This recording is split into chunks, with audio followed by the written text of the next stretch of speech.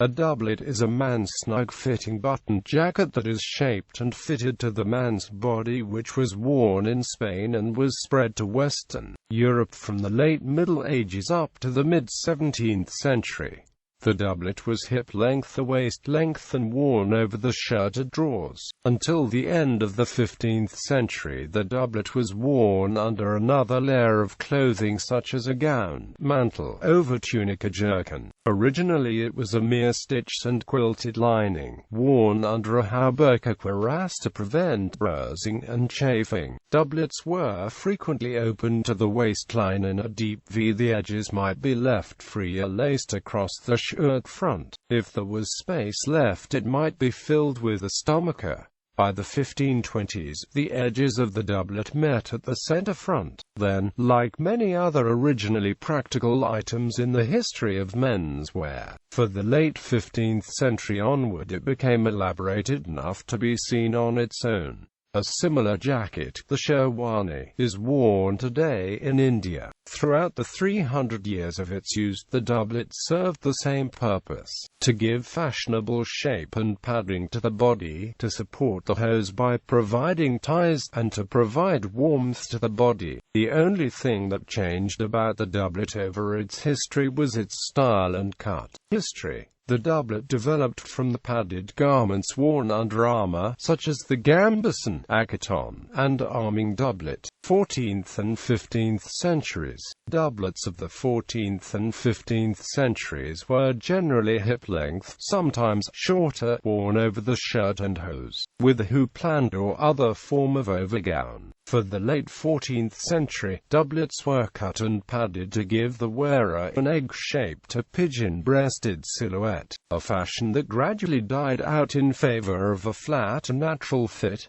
Later 16th century. Through the Tudor period, fashionable doublets remained close-fitting with tight sleeves, but acquired long skirts and elaborate surface decoration such as pinks, slashes, embroidery, and applied braid. In the early Elizabethan period, doublets were padded over the belly with bombasine, pouter pigeon, or peascod silhouette. Sleeve attachments at the shoulder were disguised by decorative wings, tabs, or piccadilles, and short skirt-like peplums or piccadilles covered the waist of the hose or breeches. Padding gradually fell out of fashion again, and the doublet became close-fitting with a deep V waistline.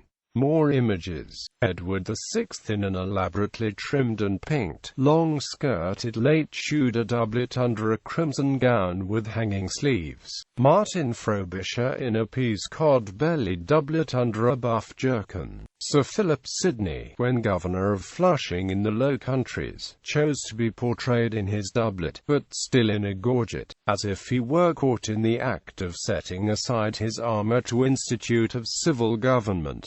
17th century. By the 17th century, doublets were short-waisted. A typical sleeve of this period was full and slashed to show the shirt beneath. A later style was full and pained or slashed to just below the elbow, and snug below. Decorative ribbon points were pulled through eyelets on the breeches and the waist of the doublet to keep the breeches in place, and were tied in elaborate bows. The doublet fell permanently out of fashion in the mid-17th century when Louis XIV of France and Charles II of England established a court costume for men consisting of a long coat, a waistcoat, a cravat, a wig, and breeches, the ancestor of the modern suit. Bibliography. Janet Arnold, Patterns of Fashion, The Cut and Construction of Clothes for Men and Women 1560 to 1620, Pajama 1985, Revised edition 1986.